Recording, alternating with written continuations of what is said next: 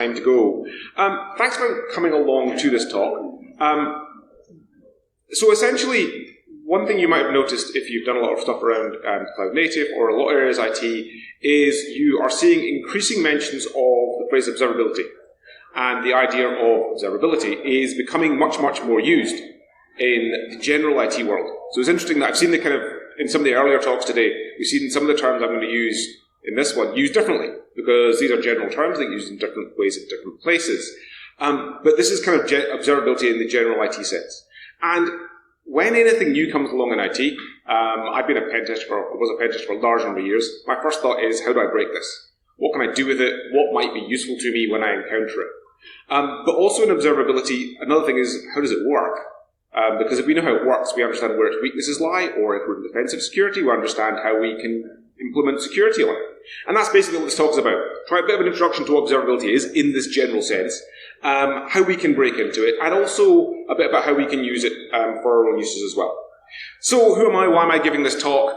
I have been a security person for a decent number of years now, somewhere over 20. I've done a lot of things like threat modeling in organizations. I've done a lot of pen testing. And these days I am a senior security advocate for a company called Datadog. If you've not come across Datadog, we're a large provider of observability and security systems. And whilst we're not talking about the commercial side of things at all today, this is kind of how I got interested in it. Because I started getting into observability and started seeing how that works. And that made me think, well, how does this work with security or not with security? So that's kind of where this talk comes from. I do various things in kind of cloud native and security. For my sins, I help audit some CIS benchmarks and implement those. And I do some stuff with Kubernetes and CNCF. So first up, what are we going to do? We're going to talk about what observability is. So before we understand how to break something, we need to understand what it is, how it works. Then we'll talk about attacking observability. How might you attack observability solutions? How do they secure themselves or not secure themselves, as the case may be? And then using observability in pen tests. Then I want to talk a little bit about how I think we can actually use these tools to improve security as well as how we can attack them. So, let's get started. What is observability? So, this is an industry buzzword, and as a result, there's lots of people with lots of definitions. Indeed, some of the talks today were using observability in a different way. So, we need to pick a definition that works for the purposes of this talk. And this comes from the OpenTelemetry website. OpenTelemetry we'll talk a bit about later on, but it's kind of a prominent project in observability. And this is how it defines it. Observability lets us understand a system from the outside by letting us ask questions about that system without knowing its inner workings. Furthermore, it allows us to easily troubleshoot and handle novel problems, i.e. unknown unknowns, and helps us answer the question, why is this happening? Now, this is not a security product, this is a general IT product. As a security person, when I read this, I thought, this sounds absolutely fantastic. This sounds like what I've been looking for. Because security, we often sit outside systems, right? We're not generally allowed necessarily inside the code. We're generally sitting outside, looking in. So if this thing lets us understand how these systems operate from the outside, that sounds really useful. And what are attackers apart from unknown unknowns? We don't know what they're going to do, and we don't know when they're going to turn up, because we probably try and stop them. So if these things, making systems observable, helps us detect unknown unknowns, that again sounds pretty useful for security. So that's interesting. And that is one way of looking at observability. So how does it work, right? That's a buzzword, that's the term. What actually is it when you put observability into practice in an IT environment? What is it likely to look like? So the observability world tends to have these, what they call 3 pillars of observability. These are things you gather, telemetry you gather in order to have a system being observable. The first 2 of these, I'm pretty sure everyone is going to be familiar with, right? We have log information. So systems generate logs, applications generate logs. They talk about something that's happened, an event that's happened in the application, a change in state, something like that. Lots and lots of systems generate logs. If you've ever used a system, you've probably looked at logs. Metrics, any numeric value that you can see that changes over time. So anything you can apply a numeric value to that changes. That could be something, if you've opened Task Manager in Windows, you've used a metric. CPU usage is a metric. But it can also be other things more abstract, like how many users are there in my application? How many login sessions have I got per minute? How long is a queue in my message queue? So anything you can put in numeric format is a metric. And I think that again, is pretty familiar to everyone. The last one here is distributed tracing or traces. And here's where I think we stray into stuff that maybe in security we don't deal with that much. It's a fairly new or kind of unknown concept. So the idea of distributed tracing is modern microservices apps, right? So I've got a cloud-native app, and I've maybe got an e-commerce shop that has 20 microservices. If a user's checkout session fails, how do I know which invocation of each of those 20 microservices was tied to that user's checkout activity? And the answer is you use distributed tracing. So you instrument your code at an application level, and you pass an identifier that goes from microservice to microservice and lets you trace the full execution of an application call.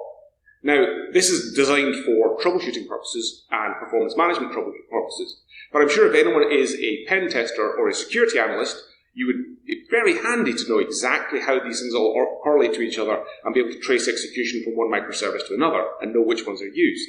And this is something which is getting a lot more traction generally. We've seen distributed tracing kind of really take over the last couple of years. And then the last part of observability, all of this would be useless without correlation. Because if I just take a massive pile of logs from all my containers and my Kubernetes clusters and my cloud systems, a massive pile of metrics and a massive pile of traces, and I don't allow them to be correlated, it's not going to be fast resolution to problems, is it? We're going to be delving through these stacks. So all of this information needs to be correlated for it to be observable. We need to have metadata and tags applied to each thing that's generated when it's presented in the back end so we can easily query it. And that is, at a high level, how you would make the system observable. Very high level. So, what might that look like at an architectural standpoint? It generally looks a bit like this. We have a set of applications and hosts, all of which are generating telemetry, so traces, logs, metrics.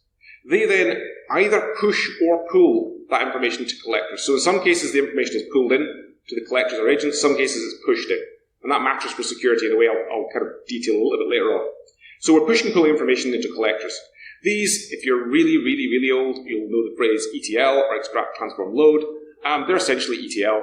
You extract data from systems, you transform it in certain ways, and then you load it towards backends. And the backends will be some form of UI, usually where you can query, you can make dashboards, you can run reports. So a basic architecture for an observability system can be fairly straightforward. Obviously, if you've got massive numbers of applications, it's a bit more complex. So with that, we have some idea of what observability is, what it constitutes, and a basic architecture. But the question is then, well, what products am I going to see? So if I'm a pen tester, that's useful, but I need to know what products I'm going to see, so I can go look at the man page and find out how it works when I encounter it. And for this, we can turn to a thing called the CNCF landscape. I don't know if you've ever looked, if people, haven't heard of the CNCF, the Cloud Native Computing Foundation. They are part of the Linux Foundation, and essentially they handle anything vaguely cloud native-like. They have a thing called the CNCF landscape, which basically tries to gather all of the products and services which are part of Cloud Native. This is not the whole CNCF landscape. This is just the CNCF landscape related to observability. And even then, we have this massive pile of logos.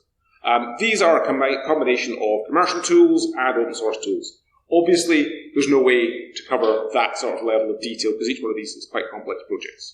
So, for the purposes of this talk, and to hone a little bit, we're going to focus on the open source ones. These are all projects that are part of CNCF. These are open source projects that they essentially foster and create communities around and promote. And here are the ones that are kind of the core ones. Of these, actually, Cortex, OpenMetrics, and Thanos all kind of roll up to Prometheus. So that only leaves us with 4 really to talk about, which is a bit more of a manageable number. So we can look at those and see how they all kind of work together. First one is FluentD. FluentD you'll see quite often if you use any kind of cloud-based logging system. You'll often see FluentD or FluentBit. So there's 2 different versions of the same thing. But the idea here is it's an open source collector of logs. So it will pull all the logs off your systems, and it will then apply transformations to them potentially, and then send them on to backends. Actually, the new version also does metrics and traces kind of confusingly, but traditionally a logging system. So it's one of the things you'll see quite frequently. Then we have Jaeger. So Jaeger is a backend. So in the diagram earlier on, we had backends. So UI is where you go and see information. Jaeger is a tracing backend. So if you encounter on a pen test, you encounter Jaeger, and we'll see one later on. Essentially, you can see all that trace information I talked about. So Jaeger is quite commonly encountered as well. Prometheus is all things metric. Prometheus and the Prometheus metrics formats are all about gathering metrics data from systems. And notably, when I was talking before about some things push, some things pull, Prometheus pulls in metrics. So any system that wants to send metrics to Prometheus will typically expose an endpoint, and they'll put all their metrics on that endpoint. So they'll all be visible and available, depending on how well they're secured they are, which we'll talk about in a second. And then the last one is OpenTelemetry, and this is kind of an interesting project. It's currently the second biggest project in the CNCF after Kubernetes, so you've probably encountered Kubernetes in most modern architectures. OpenTelemetry is the second largest project. The idea here is, if you want to implement tracing across all the different programming languages, you need to have a common language and a common implementation that works together. And OpenTelemetry provides SDKs in lots of different languages, and you can essentially drop these into your application and get tracing automatically. And I'm seeing this turn up in a lot of places, so systems like Docker, Kubernetes, Containerd, etcd, all embed OpenTelemetry. And a lot of applications are now embedding OpenTelemetry. So the applications will automatically produce traces and will send that on for observability. They also have a thing called the collector, which serves that purpose of the agent and does all the kind of management of information. So those are our projects and what we've got there. Question, of course, right? We've now got a stack of projects, we've got a stack of things they do, and we understand why they're doing it. So why have IT teams implemented this stuff? It's because they want to improve the observability of their systems. But what does that actually mean for security? And if we encounter these things as security people, what are we going to notice about them? So the first thing to think about is threat models. One of the things I think is most important in both proprietary and software, commercial software, security is understanding the provider's threat model. So they say we're secure, but what's their threat model? What do they consider a problem, and what do they not consider a problem? Because it could be wildly different to what you consider a problem. So they might say, quite honestly, we think we're secure, but then they don't have your threats at hand. They can't because they've got hundreds of thousands. If you're an open source project, you've got no idea who's using your software. Could be anybody. So the idea that your threat model will be the same is dodgy. Prometheus went through a process where they actually had a security review, and they actually, after that, decided to create this page on their website which details their threat model. This is very useful for us as security people because we know what assumptions they're making. However, as security people, this is one of their assumptions. It's presumed that untrusted users have access to Prometheus HTTP endpoints and logs. They have access to all time series information contained in the database, plus a variety of operational debugging information.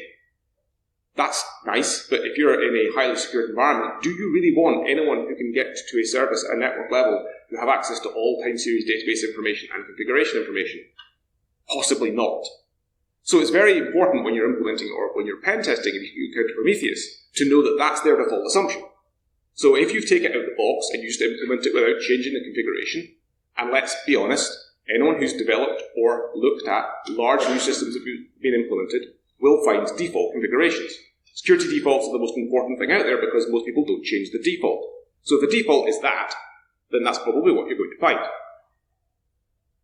And each of the other projects, some of them have threat model information published, some don't. Hopefully more will, because I think it's very, very useful.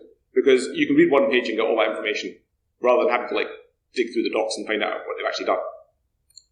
So, key controls that we might want to see here. We're talking about gathering and transferring lots of information about how systems operate. We might want to know about encryption, right? We would want the data to be encrypted so that it can't be sniffed, and so we've got some validation on endpoints. Typically, no, not by default.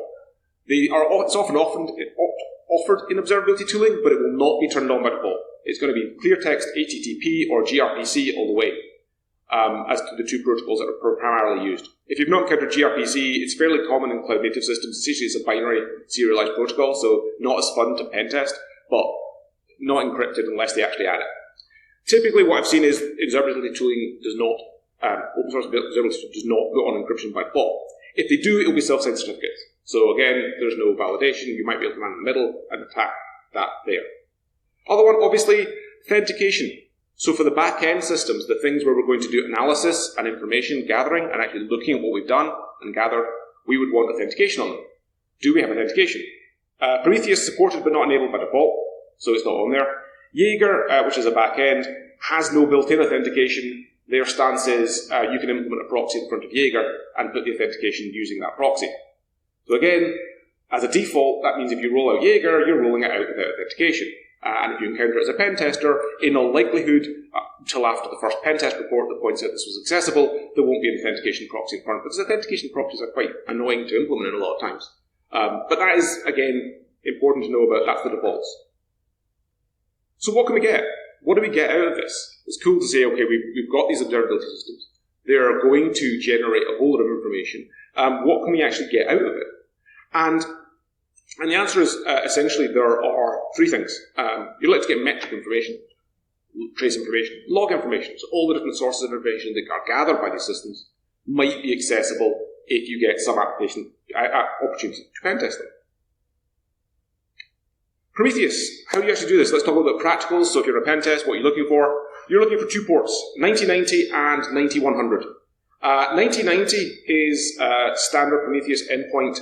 9100 is an interesting one. It's a thing called the Prometheus node exporter.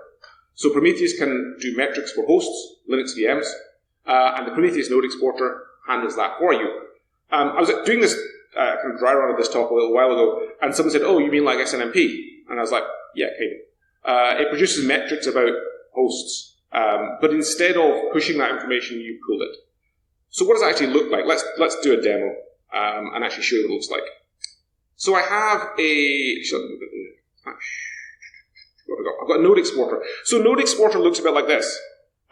This is Prometheus node exporter. If you hit port 9100, you'll get a page that looks identical to this.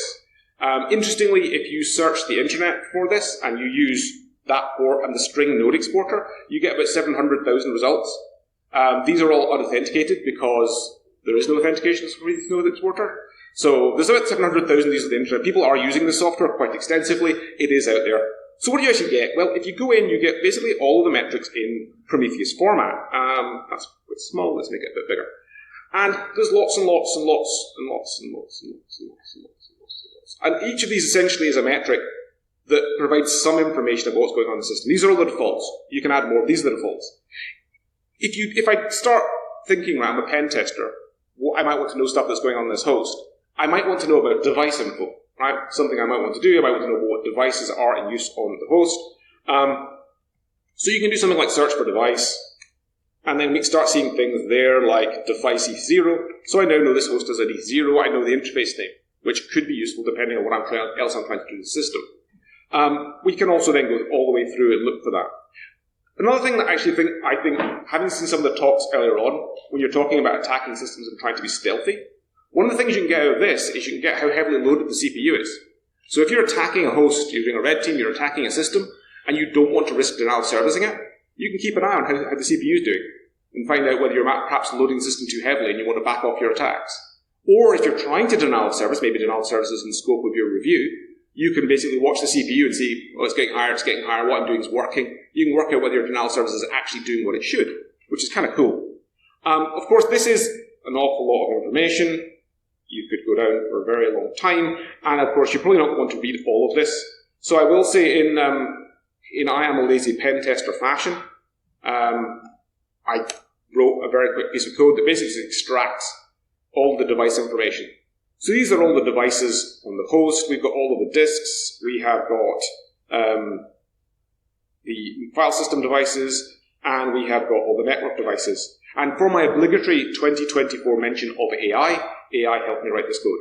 So I think from what I've seen of talks this year, you have to put AI in this once. So I will say I have a nice website called dev.ai, did a nice job of helping rewrite this program. And I put it up on GitHub if anyone actually wants it. But basically you get, this isn't going to end, this isn't going to be a high in a pen test report, but this is pretty useful information. It's all the devices on the host, it's all the file systems, all the networks, and the exact version of the kernel running. And pretty much you can tell this is going to be a WSL system because it actually says in the uname string WSL. So you get a decent amount of information disclosure, and that's essentially for free because this is not authenticated. So, and then if you hit an ordinary Prometheus endpoint 1990, you'll get all of the information about how it was built, versions, all that sort of stuff. And remember the Prometheus threat model we talked about earlier. This is by design. They expect untrusted people to be able to get this. So if someone puts this in thread, this is by design. If you want to add authentication, you need to consider that as an implementation detail, not as something you're going to get out of the software. So it's an interesting point to know. And yeah, you get all that sort of stuff, and we get anything else that's in here, command line flags, configuration, all this sort of stuff, file path information. A lot of stuff that if you're on a pen test could be pretty useful. Again, it's not going to be the end of the test, but it could be pretty useful information. So that's Prometheus. The other one we talked about was Jaeger.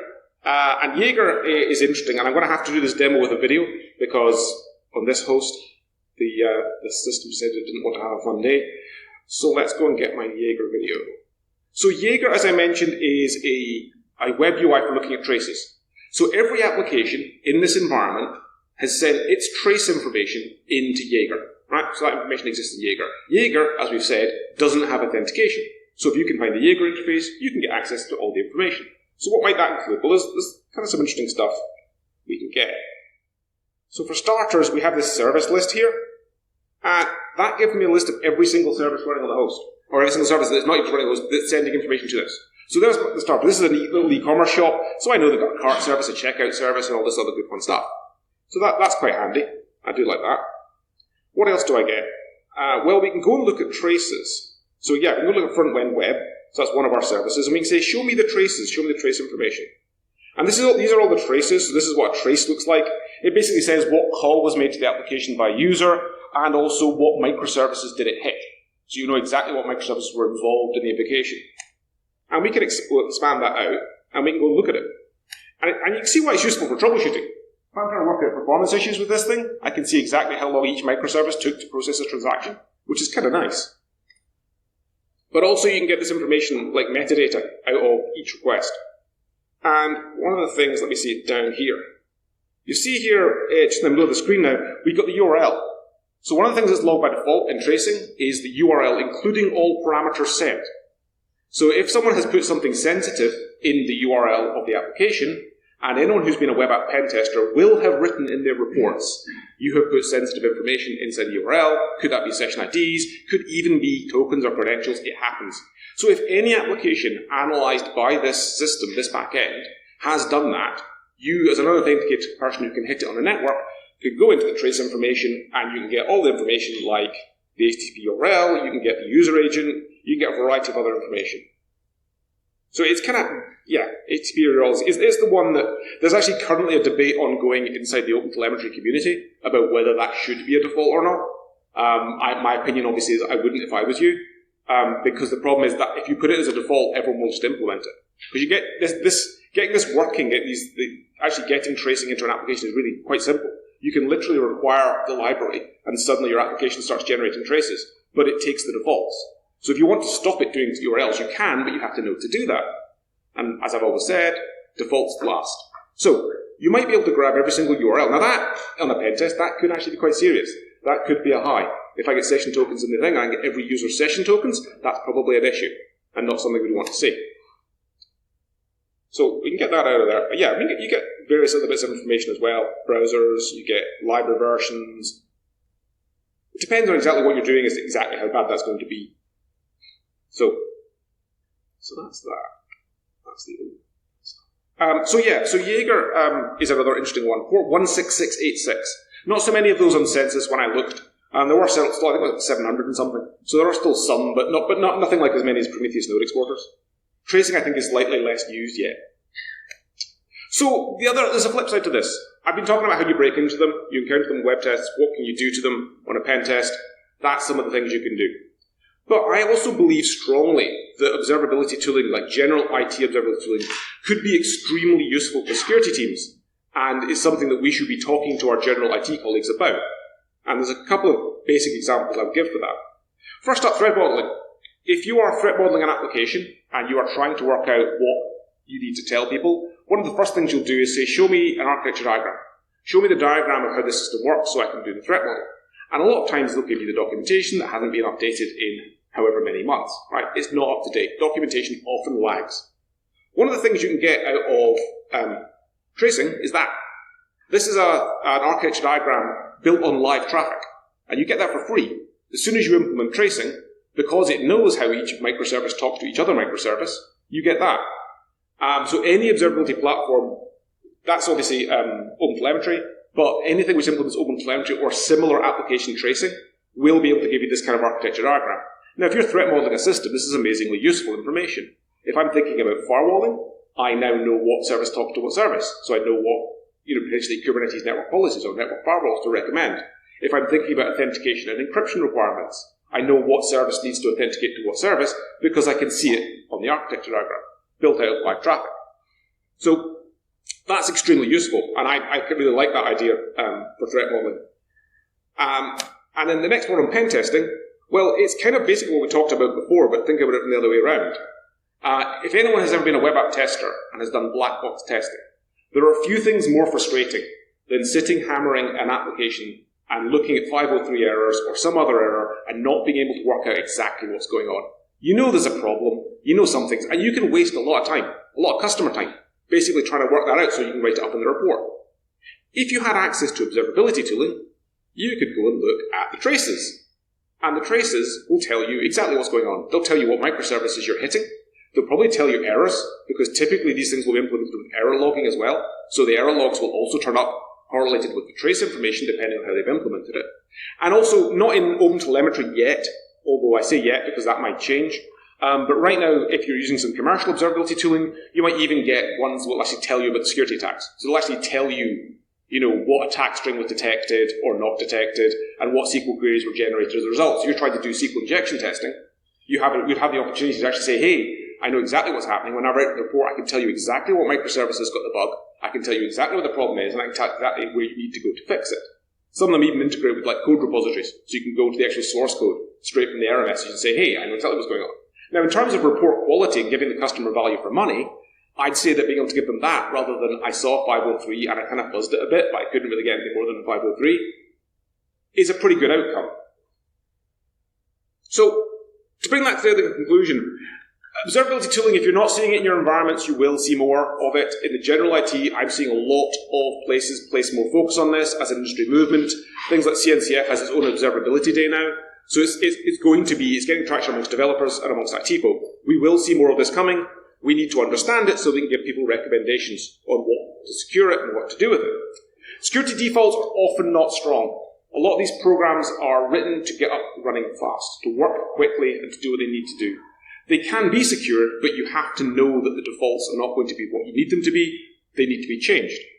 And also, and if there's a call to action from this talk at all, if you do anything or remember anything from this talk, if you're in security, go and talk to your IT folk after this talk, next time when you're back in on Monday, and ask them about what observability tooling they're using, and can you get access to it? Because I personally think that having access to the observability tooling is an amazing resource for security people, and also can really help when you're working together with development and IT teams. So definitely, if you take one thing from this talk, it's in Monday morning, I'm going to talk to my IT team and say, what observability tooling are you doing and can I get access to it?